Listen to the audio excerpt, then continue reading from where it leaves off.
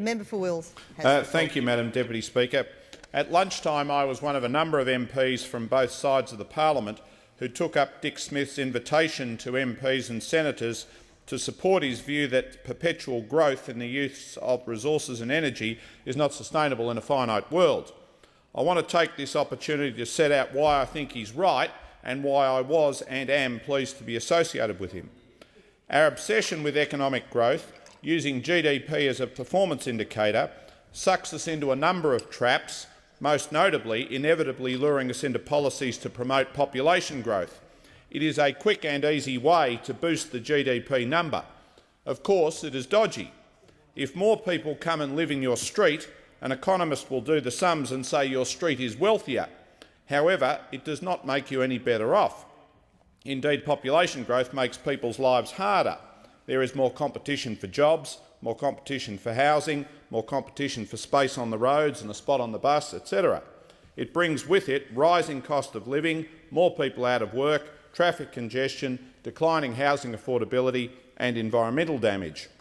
Joseph Stiglitz and his fellow Nobel Prize winner Amartya Sen said in 2009 that the shortcomings of GDP as a measurement were one of the causes of the global financial crisis. The deficiencies help portray the US economy and the global economy as being in better shape than they actually were before the credit crisis hit. Stiglitz said, "In a performance-oriented society, what you measure affects what you do.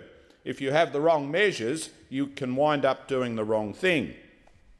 GDP does not take into account anything where money is not involved. Accordingly, it does not say anything about the contribution made by households or community volunteers. This leads to transparent anomalies. If we paid our neighbours to do our housework and they paid us to do theirs, the GDP would boom and politicians and economists would be delighted. It's hard to see, however, precisely how we would all be better off under such an arrangement. More seriously, a whole realm of essential work, caring for our children and caring for our older people, goes uncounted. But just because this work does not have a dollar value does not mean it has no value at all. On the contrary, it is and always has been an essential part of the richness of our society. Take out the volunteer work, the community work, the work we do maintaining our houses, and our society would soon fall over. Moreover, it can hardly be right that work such as childcare or housekeeping has value if money changes hands and no value if it does not. I believe we should ditch GDP as a key performance indicator. We certainly need to continue to have measures of economic performance, but we need to give equal billing to environmental indicators, health indicators, education indicators and social justice indicators. We should treat GDP and economic growth as a byproduct, not as an objective.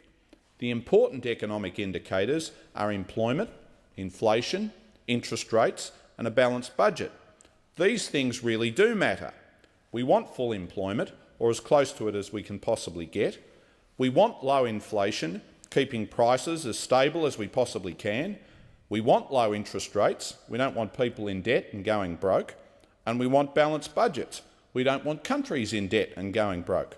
Full employment, low inflation, low interest rates and balanced budgets. These are the important economic indicators. There are, of course, many possible different environmental indicators of performance, but I think that some need special attention. The first is stopping the decline in the numbers of birds, plants and animals and the habitat destruction which is the biggest driver of this. The second is cutting carbon dioxide and other greenhouse gases, preferably globally by 60% over the next 40 years to head off dangerous climate change.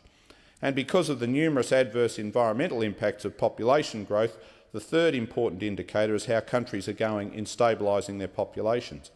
We need health indicators like life expectancy and how our rates of obesity and diabetes are moving. We need education indicators such as English literacy standards and post-secondary education outcomes. And we need social justice indicators. What's happening to the gap between rich and poor? What about fairness in the workplace?